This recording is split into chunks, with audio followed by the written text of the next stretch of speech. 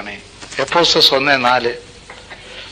അമ്മയുടെ ഉദരത്തിൽ കിടക്കുന്ന മുമ്പ് തന്നെ, പിന്നെ വയസ്സിൽ വ്യത്യാസമൊന്നും മാത്രമേ ഉള്ളൂ. കുഞ്ഞുകാലത്ത് വിളിച്ചില്ല, ഇപ്പോഴാ വിളിച്ചത്. ഉണ്ടോ? ആ ടൈം നോക്കിയാൽ ദൈവത്തിനറിയാം ഏത് സമയമാണെന്ന്. ഇതുകൊണ്ടാണ് ആ തക്ക സമയത്ത് പല തകർച്ചകൾ കൊണ്ടൊന്ന് വീട്ടിയിടും, പേഴ്സണൽ തകർച്ച വരും. നിങ്ങൾ വിചാരിക്കുന്ന പോലെ എല്ലാം പല സംഗതികളെല്ലാം നടക്കും. കുടുംബത്തില് ഭിന്നത വരും. ആ സമയത്ത് സഹോദര സ്നേഹം നഷ്ടപ്പെടും, അമ്മയുടെ സ്നേഹം നഷ്ടപ്പെടും, പ്രതീക്ഷിച്ചവരെല്ലാം നിങ്ങളെ വഞ്ചിക്കും. ഏറ്റവും കൂടുതൽ സ്നേഹിച്ച സഹോദരൻ വഞ്ചിക്കും. ജെറമ്യ 12:6 സ്വന്തം ഭവനമായിരിക്കും, സഹോദരന്മാരായിരിക്കും ഒരുവന്റെ ശത്രുക്കള്. പിതൃഭവനം പോലെ നിനക്ക് ശത്രുവായി വരും കേട്ടോ. ആ സമയത്ത് നിങ്ങൾ സ്നേഹത്തിന് വേണ്ടി ഓടും.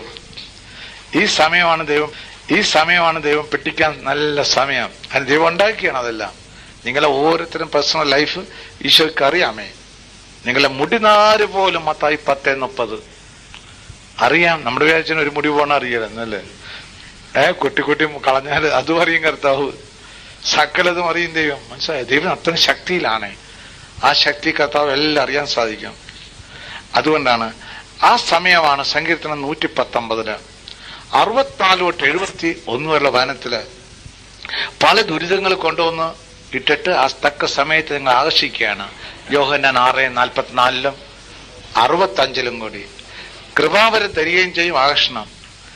അതുകൊണ്ടാണ് പിന്നെ നിങ്ങൾ തന്നെ, ആരും പഠിപ്പിക്കേണ്ടത് നിങ്ങൾ തന്നെ. ജെറമ്യ 31:34 കർത്താവിന്റെ കാര്യം ആരും പഠിപ്പിക്കേണ്ട, നിങ്ങൾ തന്നെ പുറകെ നടന്നോളും. ഇല്ലേ? നടക്കല്ലേ?